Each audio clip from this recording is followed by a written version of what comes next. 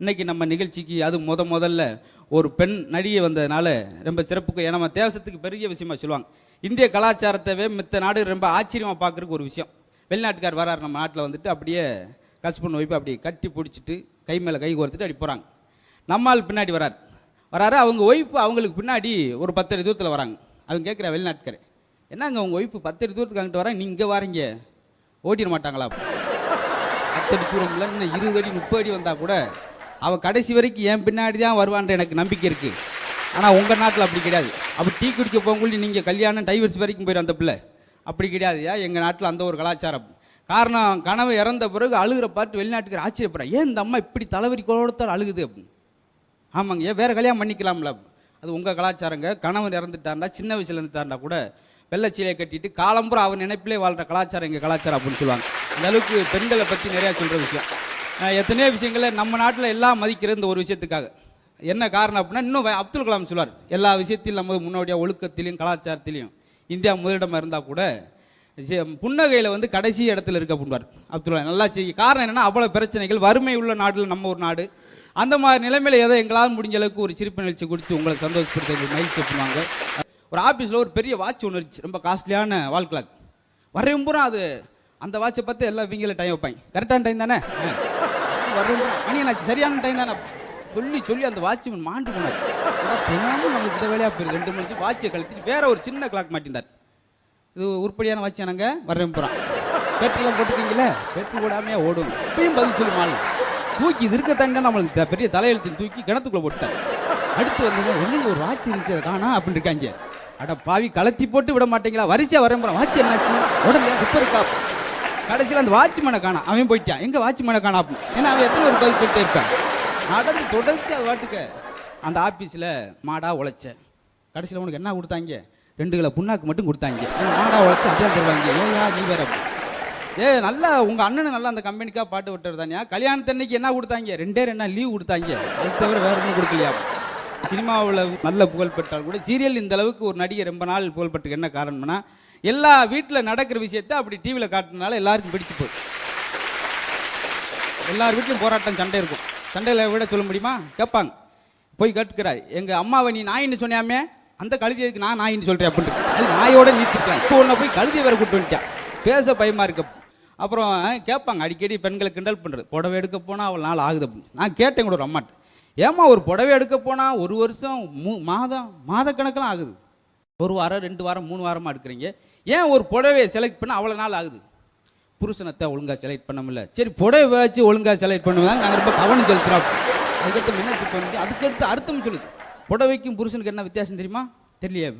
புடவை வந்து நினச்ச பிறகு துவைக்கலாம், புருஷன் நினைச்சப்பெல்லாம் துவைக்கலாம். சத்துன்னு போட்டு ஒரு எத்தி விளாண்டுக்கலாம். வேற வீட்டில் டிவி சவுண்ட் அதிகமாக இருக்குன்னா வீட்டுக்கார அடி வாங்கிட்டுக்கான்னு அர்த்தம். அப்படி நடக்கும் இல்லை. நீங்கள் இப்போ சொன்ன உடனே என் ஃப்ரெண்டு ஒருத்தர், அவர் வந்து ஊர்லேருந்து வந்தார். அவர் வந்து வெத்தலை பாக்கு போட ஆரம்பிச்சிட்டாரு. நான் சொன்னேன், உனக்கு வெத்தலை பாக்கு போடுற பழக்கமே இல்லையே, இப்போ கல்யாணம் ஆகி 1 வருஷம் கூட ஆகலை, அதுக்குள்ளே வெத்தலை பாக்கு போட ஆரம்பிச்சிட்டியா என்ன? இல்லாட்டி பொண்டாட்டி வாயிலே குத்துறா, அந்த ரத்தம் வர்றது தெரியாமல் இருக்கிறதுக்காக நான் வெத்தலை பாக்கு போடுற மாதிரி எல்லாத்தையும் அதில் கற்றுக்கிட்டனால. இப்போ இன்னைக்கு டிவி வாங்கிட்டு வந்துட்டு பார்த்துருக்காரு, என்ன டிவி புள்ளியாக தெரியுது. டிவியை மாற்றிட்டு வேறு ரிப்பேர் பார்த்துட்டு கொண்டு வந்தார். மறுபடியும் போட்டு பார்க்குறாரு, புள்ளியாக தெரியுதே. சரி டிவியை மொத்தமாக விற்றுட்டு வேறு எல்சிடியை வாங்கி பெருசாக போட்டிருந்தார். அப்போ என்னங்க புள்ளியாக தெரியுது அப்படின்னா விசாரிச்சு பார்த்தா அந்த ஆள் கொசு வலைக்குள்ளே இருந்தே டிவியை பார்த்துட்டு இருக்கான். அவன் வெளியே வாடா அப்படின்னு சொல்லி அப்புறம் அப்படி எவ்வளோ புதுசாக விஷயம் வந்தாலும் அவன் கொசு வலைக்குள்ளே உட்காந்துருக்க மாதிரி. எதுவும் எப்படி இருந்தாலும் டாக்டர் போய் சொல்கிறார், என்னங்க என் மனைவி சீரியலை பார்த்து அழுகிறா. அது இயல்பு தானுங்க. இல்லைங்க சீரியல் பல்ப்பை பார்த்து அழுகிறா அப்படின்னு. அந்த அளவுக்கு எதுக்கு சொல்கிறேன்னா, நல்ல சீரியலுக்காக மக்கள் எப்பவுமே தமிழ் மக்களை ஏமாத்திட முடியாது. நல்ல விஷயத்த ஏற்றுக்குருவாங்க. அதில் சாயந்த முன்னாடிலாம் பார்த்தீங்கன்னா அந்த காலத்தில் சூரியனை பார்த்து டைம் சொல்லுவாங்க. இப்போ சீரியலை பார்த்தே டைம் போடுறாங்க. 9 மணி கோலங்கள் டைம், உங்கள் கோலங்கள் போடுறாங்களா, இப்போ 9 மணி அப்படின்னு சொல்லி அந்த அளவுக்கு ரசிக்கக்கூடிய விஷயம். அன்றைக்கி ஒரு ஆள் நைட்டு 9 மணிக்கு டிவியில் தண்ணியை தொளிச்சிருச்சு ஒரு அம்மா. என்னான்டா கோலங்கள் போட போகிறாங்களாம். வாசலில் தொளிப்பாங்க, அந்த நைட்டு டிவியில் கோலங்கள் போடுறதுக்கு தொளிச்சுட்டாங்க. அளவுக்கு ஒரு சின்ன திரையில் ஒரு நிகழ்ச்சி இந்த அளவுக்கு வெற்றி அடைகின்றதுக்கு காரணம். இன்னும் நிறையா விஷயம் சொல்கிறது, அந்த சீரியல் அவங்க என்னென்ன படுறாங்கன்றலாம். காரணம் ஆம்பளைகளுக்கு வந்து இந்த மாதிரி விஷயம் வந்த பின்னாடி சாப்பாடுக்கு ரொம்ப கஷ்டமாக போச்சு. எப்பயுமே அவங்க சீரியல் பார்த்துக்கிட்டா எப்பயாவது இடைவெளியில் இந்நிகழ்ச்சியை உங்களுக்கு வழங்குவோர் அப்படின்னு ஒரு தோசை கிடைக்கும். அடுத்த தோசை வரைக்கும் இன்னொரு விளம்பரத்தை காத்துக்கிட்டே உட்காந்துருப்பார். அப்படி இன்னொரு அம்மா எங்கள் வீட்டு பக்கத்தில் ஒரு அம்மா ஃபுல்லாக டிவியை பார்த்துக்கிட்டே வந்து தோசை சுட்டுச்சு. முகம் ஃபுல்லாக டிவியில் இருக்குது, கை மட்டும் இந்த பக்கம். அப்படி மாவு ஊற்றிச்சு, தோசையை பிரட்டி போட்டு அப்படியே பார்த்துக்கிட்டே வந்து அவர் தட்டில் சொத்துன்னு போடுச்சு. அவர் பார்க்குறாரு, அப்படி ஒரு கலர் கருப்பு அகில உலக இந்தியாவிலையும் பார்த்துருக்க முடியாது. என்னடி தோசை இப்படி கருப்பாக இருக்கு அப்படின்னு விசாரிச்சு பார்த்தா அந்த அம்மா தோசைகளை திருப்பி வச்சு அதில் மாவு ஊற்றிருந்துருக்கு. ஃபுல்லாக இங்கே பார்த்துக்கிட்டே இருந்ததுனால அளவுக்கு. இன்னொன்று, அவங்க நிகழ்ச்சியில் பார்த்தீங்கன்னா அந்த பில்டிங் கன்ஸ்ட்ரக்ஷனை வந்திருப்பாங்க.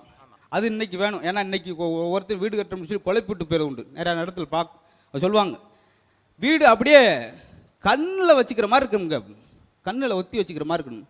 ஐயா, மண்ணில் வச்சுக்கிற மாதிரி தான் வீடு கட்டுற பார்த்துருக்கு, இது என்ன கண்ணில் வச்சுக்கிற மாதிரி எனக்கு ஒரே குழப்பமாக இருக்கியா. அப்புறம் சொல்லுவாங்க, வீடு இந்த மாதிரி நிலைமை மாறி போச்சு சொல்லி வாடகை வீடுக்கு போனாலும் இன்னைக்கு வாடகை வீடு தேடி போகிறோம் குழம்பையாக தான் ஆகிப்போச்சு. புதுமண தம்பதியர்கள் வந்தோன்னு சொல்கிறார், நீங்கள் புதுமண தம்பதியர்களாக இருக்கீங்க, எனக்கு தெரியாது, மாதமானா 2000 வாடகை கொடுத்துடணும். அதுவாட்டி 7 மாதம் ஆச்சு, அவங்க வாடகையே தரல. என்னய்யா மாதமானா 2000 கொடுக்கணும்னு சொன்னேன். ஆமாம் மாதமான தானே, என் ஒய்ஃப்னா மாதம் ஆளை இல்லை அப்படின்ட்டு அவன் மாதம் ஆனால் வாடகை கொடுறாங்க. அவன் அங்கே பாரு எப்படி பாயிண்டை குடிச்சிருக்கான்னு அவன் நினச்சி பார்க்கல. ஏய்யா என்னையா நீ மாதத்துக்கு 3 மாதத்துக்கு ஒரு தடவை வீடை மாற்றிக்கிட்டே இருக்க, வீட்டுக்காரத்தையும் மாற்றமில்ல, வீடை வாச்சு மாற்றுறேன்டா, ஏன்டா எனக்கு சும்மா இருக்கிறா. அப்படி அந்த குழப்பமாக இருந்தாலும் இப்போ அதுலேயும் சிக்கா போச்சு. அவங்க ஆஃபீஸுக்கு போய் அந்த ஆஃபீஸில் படுற விஷயத்தெல்லாம் நெசத்தில் மாதிரியே பார்க்குறாங்க எங்கள் வீட்டை பக்கம்லாம். அது அவங்களுக்கு தெரியாது. ஏன்னா கிராமத்து பயிரெலாம் அவ்வளோ தத்துவமாக பார்க்குறேன்னா ஆஃபீஸில் ஒரு போய் வரவங்களையும் பெண்கள் என்னென்ன பாடுபடுறாங்கன்னு உங்களுக்கு தெரியும். அதுலேயும் பஸ்ஸிலாம் சில பெண்கள் போயிருக்கு. இப்படி ஒருத்தன் கையை கம்பியில் பிடிச்சிருந்தேன், கை வண்டி அப்படி சேர்க்காருன்னா பட்டுன்னு அந்த பிள்ளை இடுப்பில் பட்டுச்சு. கை டிவியில் வர்ற மாதிரியே சொல்லியிருக்கேன், இடையில் ஏற்பட்ட தடங்களுக்கு வருந்துகிறோம்.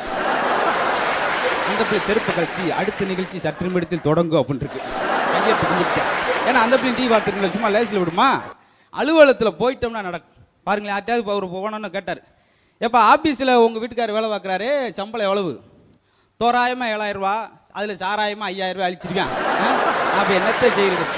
பூரா இப்படியே குடிக்கிறாரு, நல்லாவா இருக்கு? நான் ஒரு நாள் கூட சாப்பிட்டு பார்க்கல, நல்லா இருக்கா நல்லா இல்லையான்னு. நல்லாவா இருக்குன்னு கேட்டது, கொஞ்சம் கூட வச்ச மிச்சம் வைக்கலையா? பூராமே அவனே குடிக்கிறான், எனக்கு எங்கே மிச்சம் வைக்கிறான்? ரூபாயை மிச்சம் வைக்கிறான்னா சாராயத்தை வைப்பாங்க. ஆஃபீஸில் என்னன்னு சொல்லி டெக்னிக்கலாக கேட்பாங்க. கேட்டுக்கான், ஒரு 3000 ரூபா கொடுங்க, எப்போ தருவீங்க? போனஸ் வாங்கணுன்னு தரேன். போனஸ் எப்போ வரும்? சம்பளம் வந்தோன்னு வரும். சரியா, சம்பளம் எப்போ வரும்? வேலை கிடைச்சோன்னா சம்பளம் தான். வேலை கிடைச்சோன்னா வேலை எப்பயா கிடைக்கும்? டிகிரி முடிச்சோன்னா அரியர்ஸை முடிச்சோன்னா தான். அரியர்ஸ் நீ முடிக்கலையா? அரியர் எப்போ முடிப்பா? காலேஜில் சேர்ந்தோன்னு தான். எனக்கு நீ இடம் அடிச்சுட்டு செருப்பை கழுத்து ஜத்துன்னு எடுத்துட்டா. அது முதல்ல வேலை கேட்காம போனஸ்லேருந்து போயிருக்கானே என் மனுஷன். இன்னும் போனால் 1வது வரைக்கும் போயிடுவான் போல. அதனால் அன்னை தெரசா போய் சொல்லுவாங்க, தெரசா நீ கருவுற்று இருந்தால் ஒரு குழந்தைக்கு தான் தாயாக இருந்திருப்பாய், கருணையுற்றதால் தான் இந்தியாவில் எல்லா குழந்தைகளுக்கும் தாயாக இருக்கிறாய் அப்படின்வாங்க. அது மாதிரி பெண்களுக்கு நிறையா விஷயம் பெண்கள் வந்தாலும் அவங்க தொடர்பாக சொல்லிட்டு, தேன்னா இனிக்க வேணும், மீன்னா நீந்த வேணும், மலர்னா மணக்க வேணும், மனுஷனா சிரிக்க வேணும் அப்படின்வாங்க. அவன் தான் மனுஷன் அப்படின்றக்காக. அதனால் அந்த மாதிரி மனுஷனாக காட்டக்கூடிய இந்த சிறப்பு நிகழ்ச்சி கொடுக்குற சன் தொலைக்காட்சிக்கு அவருடைய அன்பான நேயர் பெருமக்களுக்கும் மீண்டும் ஒரு நன்றியை சொல்லிட்டு உங்களிருந்து விடைபெறுகிறேன். நன்றி, வணக்கம். வெல்டன் முத்து. மதர் தெரேசா பற்றி நீங்கள் சொன்னீங்க, ஸ்பெஷல் நம்மள இந்தியன் கலாச்சாரத்தை பற்றி சொன்னீங்க, நல்லா இருந்தது. அதெல்லாம் கேட்கும்போது பெருமையாக இருந்தது. இந்த மாதிரி ஒரு நிகழ்ச்சியில் இந்த மாதிரி ஒரு விஷயங்கள் பேசும்போது இட் இஸ் ரொம்ப கிரேட்டான ஒரு விஷயங்கள். சிரிக்க வேண்டிய ஒரு விஷயங்கள் தான் பேசுகிற மேடை தானே இது. பட் இந்த மாதிரி ஒரு நல்ல கருத்துகள் நல்ல விஷயங்கள் பேசும்போது அது மனசை தொடுற மாதிரி இருந்தது. ரொம்ப நன்றிங்க மேடம். நன்றி.